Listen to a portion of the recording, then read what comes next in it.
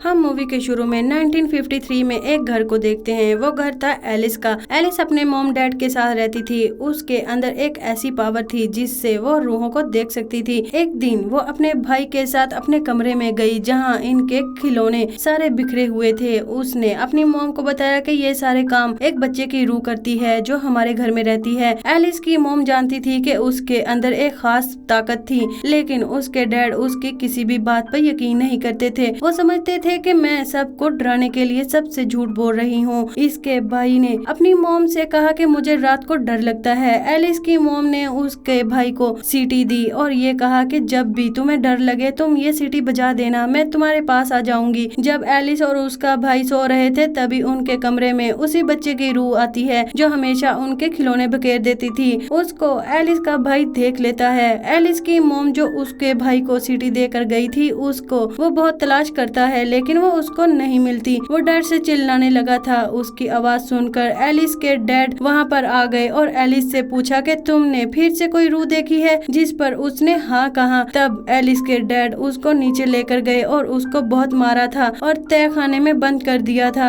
क्योंकि वो एलिस के बारे में ये जानते थे कि वो जानबूझकर ये सब करती है, कि वो लोगों को डराती है। उसके डैड उसकी उन हरकतों से तंग आ चुके थे कि उसको भूत और रूहें नजर आती हैं। वही अचानक से तय खाने की लाइट बंद हो गई थी। तभी उसको एक आवाज सुनाई दी जो उससे कहती है कि अगर तुम्हें रोशनी चाहिए तुम्हें ये दरवाजा खोलना होगा। दूर एक दरवाजे से जो तय खाने में बना हुआ था उसके सुराख से रोशनी बाहर आ रही थी। वो आवाज उसको वहीं से आ रही थी। वहाँ पर उस दरवाजे की चाबी भी थी। उसने उस दरवाजे को खोल दिया। ये उसने बहुत बड़ी गलती कर दी थी। उस दरवाजे से एक शैतानी भूत बाहर आया। उसने एलिस पर अपना कंट्रोल कर लिया था। उस चीज ने उसकी मॉम को भी वहीं पर मार दिया था। जिसके बाद वक्त गुजरता गया। वो बड़ी हो गई थी। अपनी मॉम की मौत का कसूरवार खुद को समझती थी। एलिस ने एक दिन अपने घर में एक लड़की को देखा जो बहुत अजीब हुलिये में थी। वो एक रूह थी जो एलिस को ही नजर आ रही थी। एलिस ने इस बारे में अपने डैड को बताने का सोचा, लेकिन हमेशा की तरह उन्होंने उस पर यकीन ही नहीं किया और उसको मारने लगे। एलिस ने भी अपने डैड का मुकाबला किया। फिर उसने अपने घर से जाने का फैसला कर लिया था। वो हमेशा के लिए अपने डैड और भाई और घर को छोड़कर भाग गई थी। इसके बाद हम मूवी को 2010 में देखते हैं। वो थोड़ी बूढ़ी होने के बाद वो दो साथियों के साथ रहने लगी थी और वो उन लोगों की मदद करती थी जो रूहों और भूतों से तंग थे, जिनके घर बुरी रूहों का राज था। एलिस को आज मैक्सिको से एक आदमी की कॉल आई जिसने उसको बताया कि उसके घर में बहुत अजीब हो रहा था। जब एलिस अपने दो साथियों के साथ उस घर में गई तो वो उस घर को देखकर हैरान हो गई। वो वही घर था जहाँ वो बचपन में अपनी मॉम डैड के साथ और भाई के साथ रहती थी। फिर वो उस घर को चेक करती है। उसको वहाँ पर कुछ ऐसी चीजें मिली जो एलिस के बचपन से जुड़ी हुई थी, क्योंकि उस जगह पर कभी कोई नहीं गया था। वहाँ पर उसको वो सीटी भी मिली जो बचपन में उसकी मॉम ने उसके भाई को दी थी, ताकि जब भी उसके भाई को डर लगे तो वो सीटी बजाकर अपनी मॉम को बुला ले। जब आखिरी बार इन्होंने वो रूह को देखा था तो इन्होंने वो सीटी कहीं पर भी नहीं मिली थी। एलिस ने उस सीटी की तस्वीर ले ली थी। तभी वहाँ पर एक रूह ने एलिस पर हमला किया और सीटी को उससे छीन लिया था। अगली सुबह इन्वेस्टिगेशन करने के लिए वो कैफे में गई जहाँ पर एलिस को दो लड़कियां मिली। वो उनसे कुछ बात करती तभी वहाँ पर एक आदमी आ गया जो कोई और नहीं बल्कि उसका भाई था। जो उसका भाई उससे बहुत नाराज था क्योंकि उसने अपने भाई को अपने डैड के पास अकेला छोड़ दिया था जो उसके साथ ठीक से नहीं रहते थे। एलिस के भाई ने उस पर बहुत गुस्सा किया और वहाँ से चला गया। उसको जो दो लड़कियां मिली थी वो उसके भाई की बेटियां थी। एलिस ने उस सीडी की तस्वीर को अपने भाई की बेटी को दे दिया और कहा कि इसको अपने डैड को दे देना। उस रात वो अपने घर वापस आई जहां वो इन्वेस्टिगेशन करने आई थी और वो उसके बचपन का घर था। वहां पर उसको सीडी की आवाज फिर से आई। वो आवाज दीवार के पीछे से आ रही थी। जब वो पास जाकर देखती है वो कोई दीवार नहीं बल्कि एक दरवाजा था। जब एलिस ने अपने डैड की रखी हुई चाबियों से उस दरवाजे को खोला तो वो सीटी उसको जमीन पर गिरी हुई मिली। साथ ही वहाँ उसने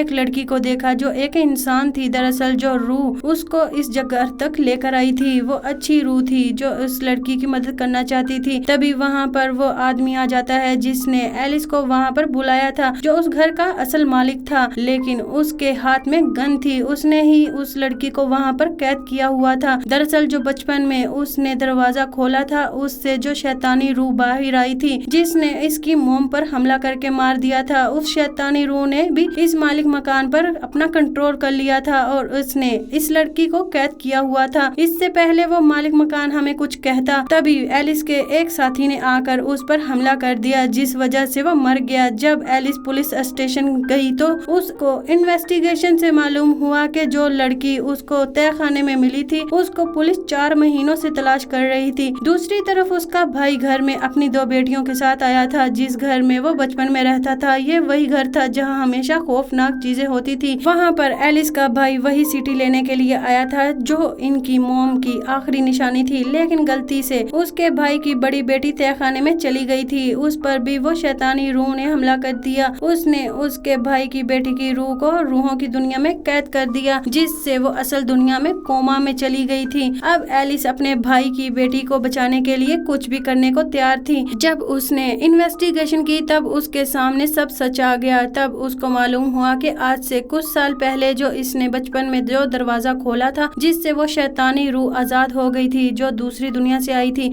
उसने उसकी मॉम को मारने के बाद उसके डैड के ऊपर अपना कंट्रोल कर लिया था।